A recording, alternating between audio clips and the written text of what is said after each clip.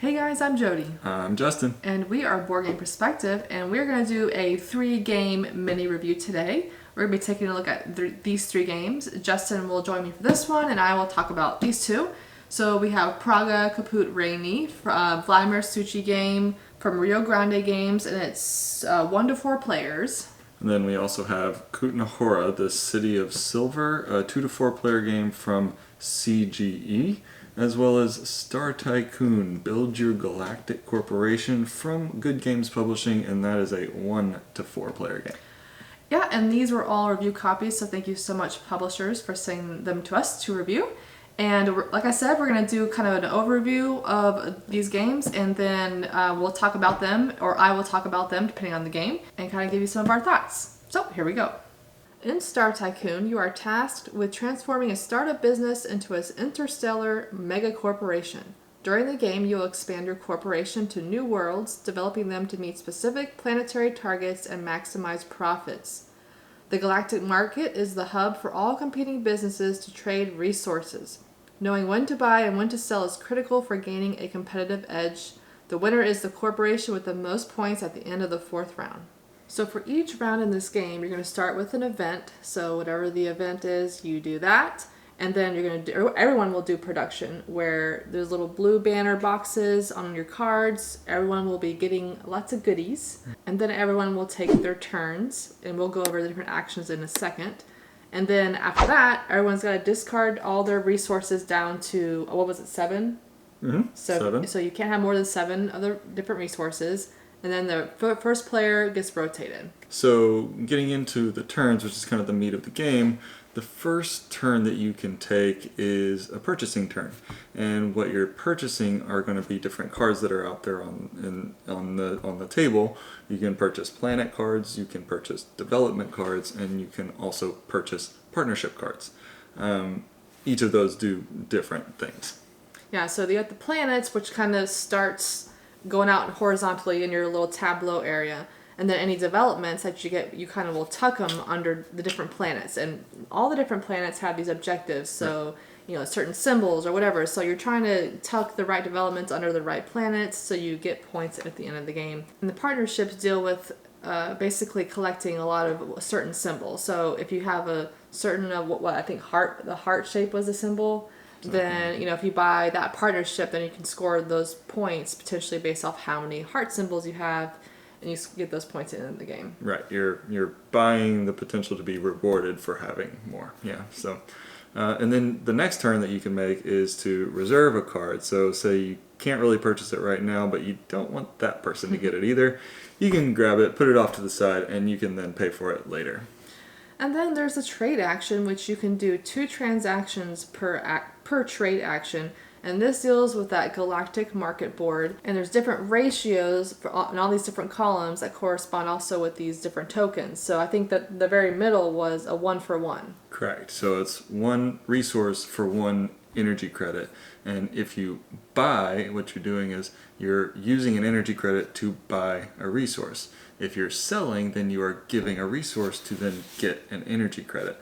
But what happens is as you do this stuff, then the supply and demand goes down, so it might be a 2-for-1 or a 3-for-1 in one way or another. Yeah, in each trade, depending on if you buy or sell, the marker for that token is going to either move left or right, so it's going to constantly be switching these ratios. Right. And then you have the smuggle action, which you can also do 2 transactions per action. And this has to do with these special smuggle banners, and it basically lets you do other transactions. It might be like a better market version, or like a 1-for-1 or a 2-for-1. There's different little things you can do, and if you have it in your play area, you can do it. If someone else has a card, you can use theirs, but I think you have to pay them a coin or something. And you also have the option to use it in the market rows, which are available for everybody. Yeah. And then you have the refresh option. So say one of the rows in the market rows doesn't have something that you want, you can use one of your actions to clear out that row and put a whole new row out so that you can then hopefully get what you want. And then you have the Omniforge action, which everyone starts the game with their own Omniforge card, which basically lets you, when you take that action, produce some tokens depending on what yours says. And then there is the free action of taking a loan, which will be negative points at the end of the game if you haven't paid it back. But it'll give you some money right away if you're desperate for moolah. And then after the 4 rounds, you're going to basically tally up your points. And you mainly get most of your points through, your tableau and whether or not your planets have the objectives completed. Whether it's like a certain amount of types of symbols underneath the planet, or certain kind of production of tokens being under those planets. Mm-hmm. So you have that. You go through all the planets and score what you can. Your company card might give you some objectives as well. Mm-hmm. Of course, if you have loans left, that's negative points. And then there's also an end of the game, like everybody's going for one specific objective that might be different each game. Yeah, and also, for example, one of them might have been who has the most planets in your tableau. No, I don't think it was who has the most. It's like who. If you have this number, you get this many points at the end of the game. And then there's also like partnerships if you had bought those during the game. Mm-hmm. Okay, so what are your thoughts about this here game? What are my thoughts? I was a fan, probably more so than you. I think you liked it, but you had your things about it that I didn't necessarily agree with. So what were your things? Okay, I like the game. Like if someone asked to play this, I would play it. Mm-hmm. I like it. And it doesn't hurt that it's a space theme. Yeah. But I felt like when it came to the 4th round, I was getting a little bored and like ready to be done. I was the opposite. I was excited to have all of the extra production and stuff use that in that 4th round, because you're building up to that 4th round, and I felt like that 4th round is when you really get to kind of do stuff, a lot more stuff. I like doing all that stuff. I don't know. It just was starting to feel a little samey toward the end of the game. But it doesn't mean I don't like it. I enjoyed it. Toward the end I was just like, okay, I'm ready to be done. Opinion. But we both really like tableau building games. Yeah. Where we just have a tableau of cards, and that worked well for both of us. Right. Really and that set collection and trying to meet those objectives. That was something that I really enjoyed. So you got your planets, and your planet has that objective that you're wanting to try to fulfill. I liked working towards that. And I gotta say, this is a very good production. I'm impressed with the component quality. We both really like the art. Yeah. I really thought it was really pretty to look at. And A+++ for the rule book. Thank you. I appreciate when rule books are just clear.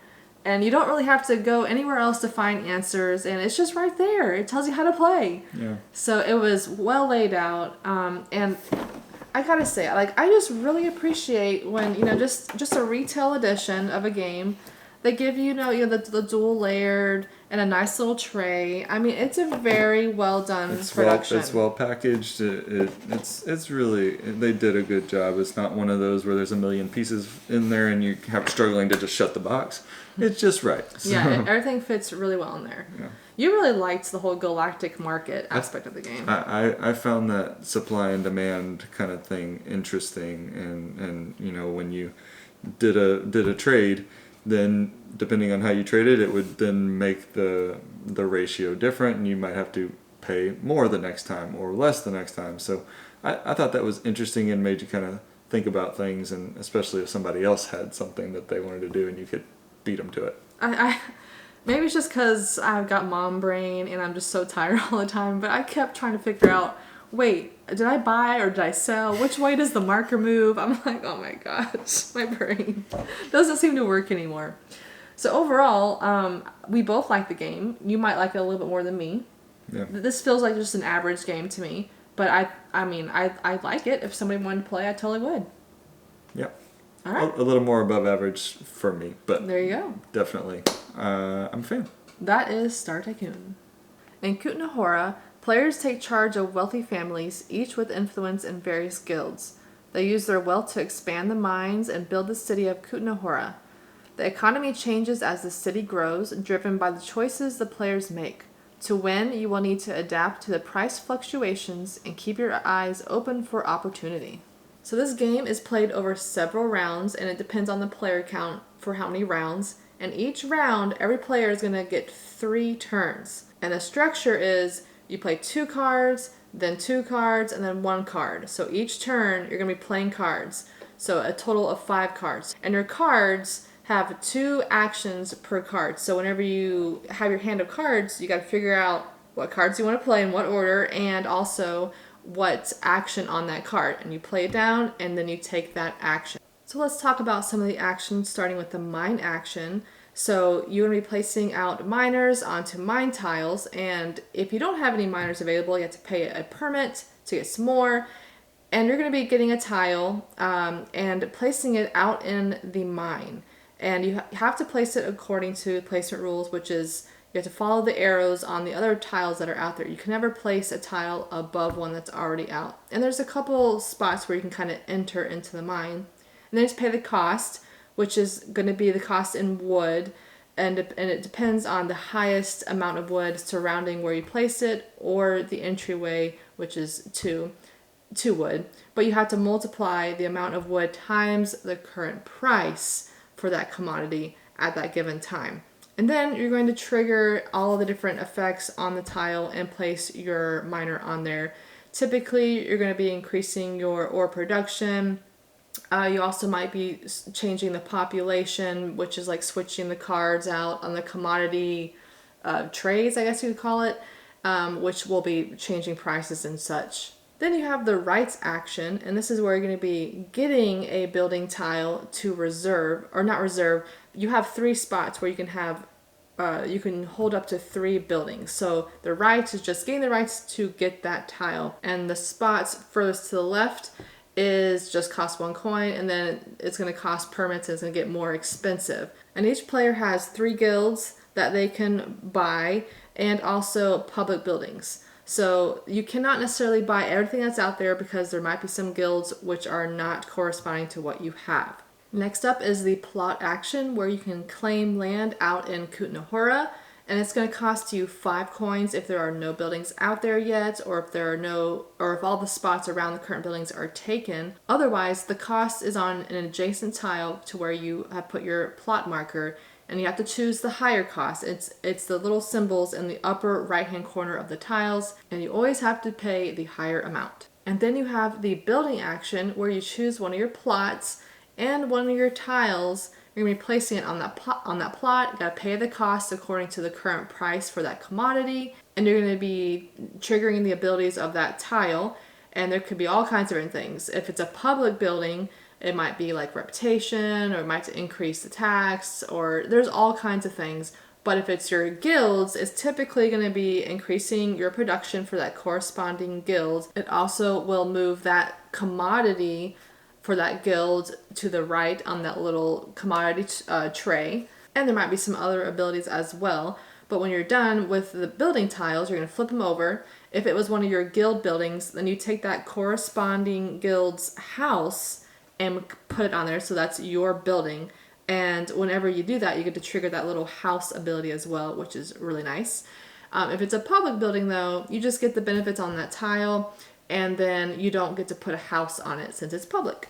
Then there's income, and this is how you get some more money. You basically figure out your production, and you get that amount of money according to that commodity's price on the commodity tray, and you gather all that up and you get some money. But you also can potentially spend 10 coins to add a patrician to the scoring area, which will come in to play toward the end of the game, like the last few rounds. Then you have the St. Barbara action. This is where you have to spend a pelican token, and you get to perform the next tile on the St. Barbara Cathedral, and basically resolve what's on that next tile, and then you flip it over.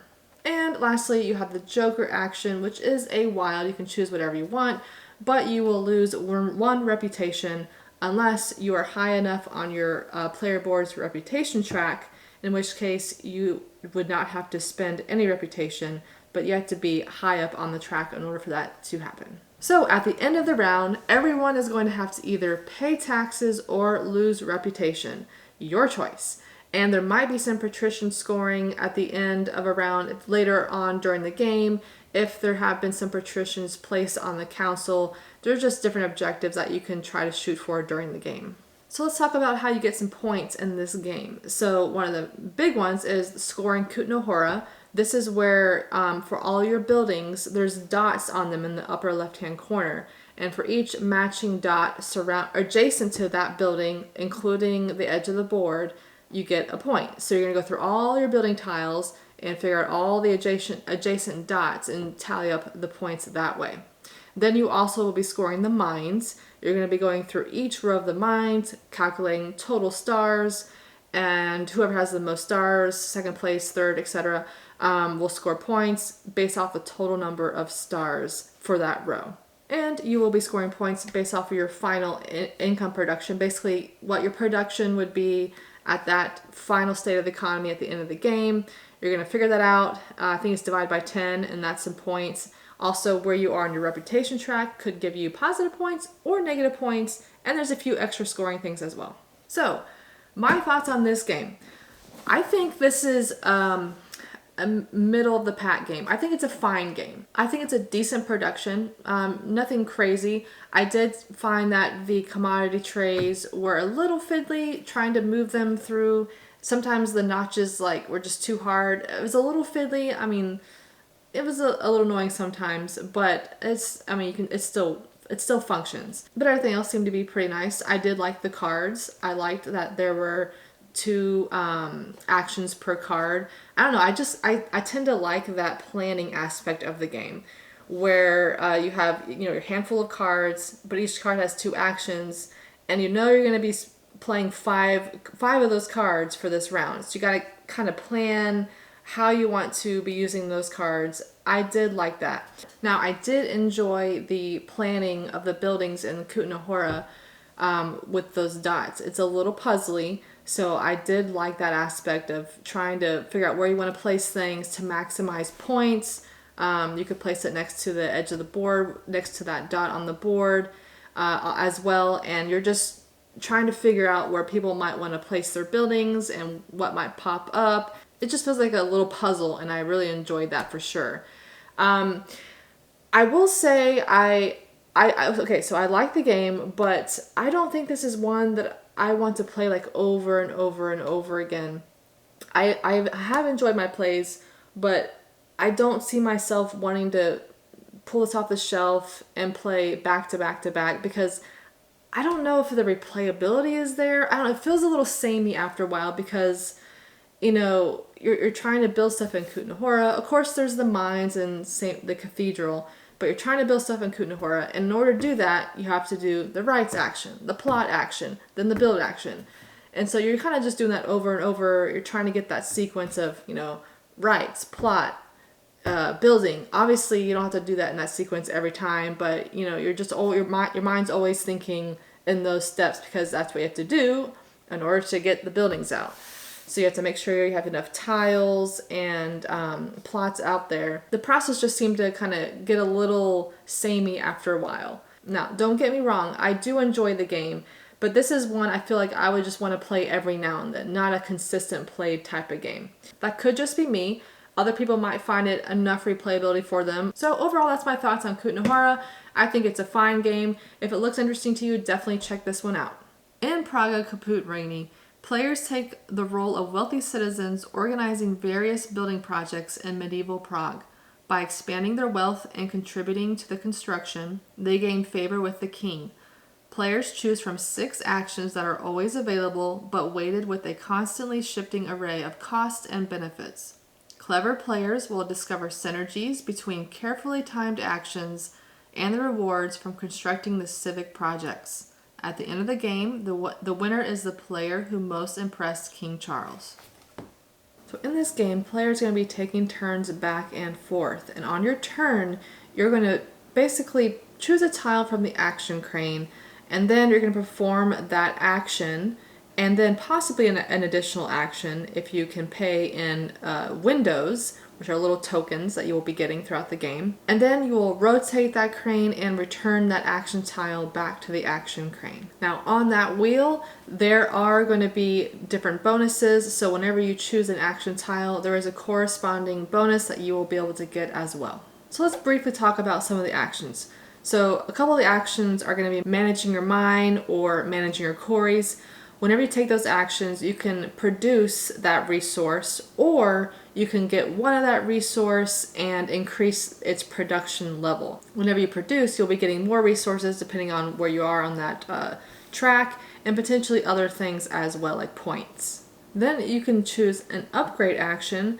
That's where you will choose a tile from the market and place it on the matching action spot on your action board. And it's basically going to upgrade that action. It might give you a special ability, or you get extra resources when you take it. Who knows? It depends on the tile. But whenever you place that tile, you're going to be moving up on the Charles University track on your board, depending on how much it says on that tile. And you always want to pay attention to the corner of the tiles, because you might have corner bonuses down the road if you connect things. Then you can construct a wall, and that's where you will buy from the markets and place it around your action board, and also keeping in mind the corner bonuses and adjacency bonuses. If you connect things, you will get those tokens as well. And whenever you construct the wall, there's going to be a cost on the tile. So when you pick up the tile, you had to pay the cost. The same goes for the building tiles in the same market area. Whenever you get a building tile, you pay the cost, and then you get to basically put it out on a building site. There are lots of different spots available around the board. Some might have cost if it's above the King's Road.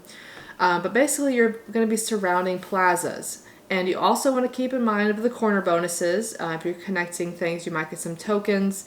But once a plaza has been completely surrounded, then you're going to score that plaza.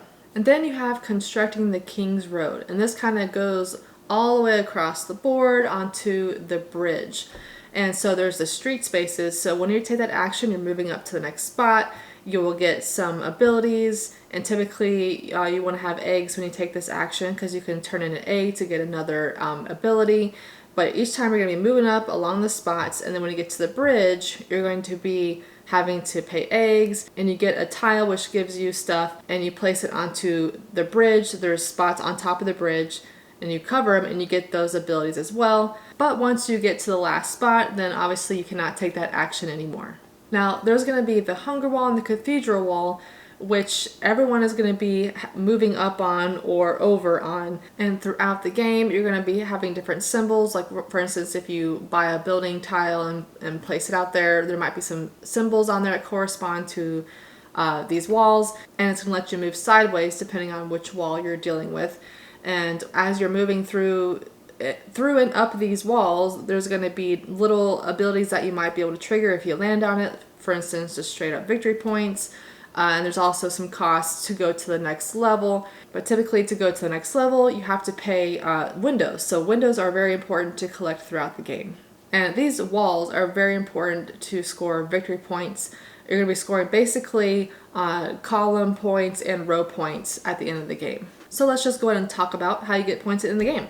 If there's any unresolved plazas, then you will go ahead and resolve them and score any points in relation to those. And then you're going to score your 2 tracks on your player board. What you're going to do is you're going to multiply your technology track times your Charles University track, and you'll get those points. And then you're also going to be scoring those hunger walls and the cathedral wall that we were talking about.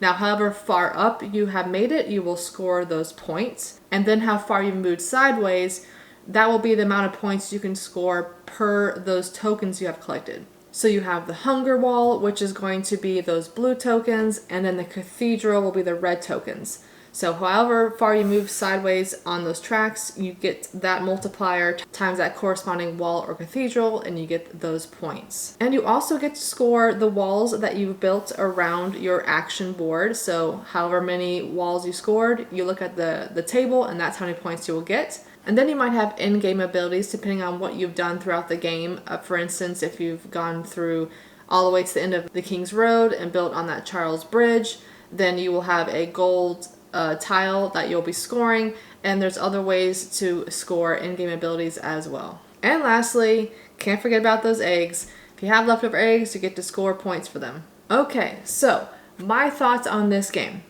I think this is a good game. I really enjoyed my plays of this. I feel like there's good decisions to be made. I feel like there's also a good amount of paths toward victory. You can focus on the King's Bridge. You can try to do the Hunger Wall or the Cathedral. You can try to do tons of buildings. There's a lot of different ways you can kind of navigate, and I really enjoy that in games.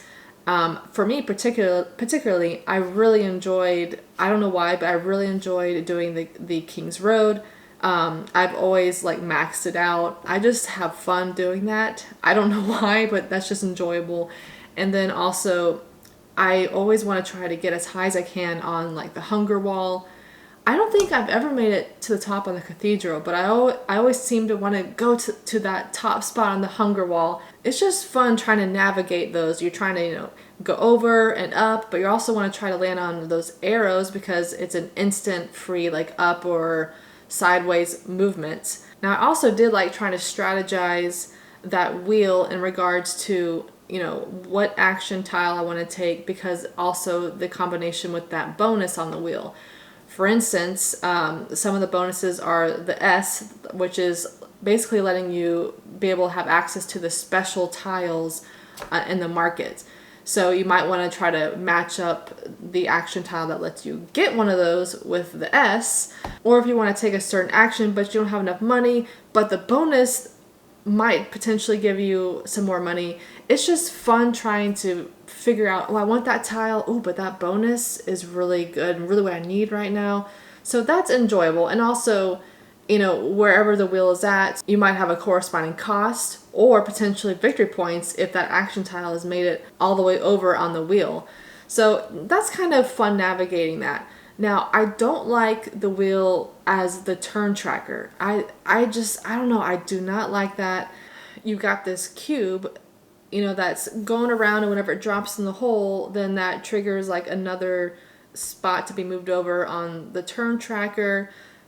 I don't know, it felt a little fiddly to me, and a couple times we're like, oh wait, did we do that right? Are we off an action? I don't know. I feel like there is a much simpler way to do it. Now, I know technically, yes, it keeps the right amount of turns for everybody, but a couple times we're like, oh wait, did we not do it right? And it was just a little annoying. So in regards to keeping track of the turn sequence, like how many turns are in the game, when the game's over, when the last cube is dropped, whatever, not for me. Did not like that. But overall, the production I thought was pretty good. I really enjoyed the aesthetic of the board. It's just really pretty, popping with lots of color, just lots going on.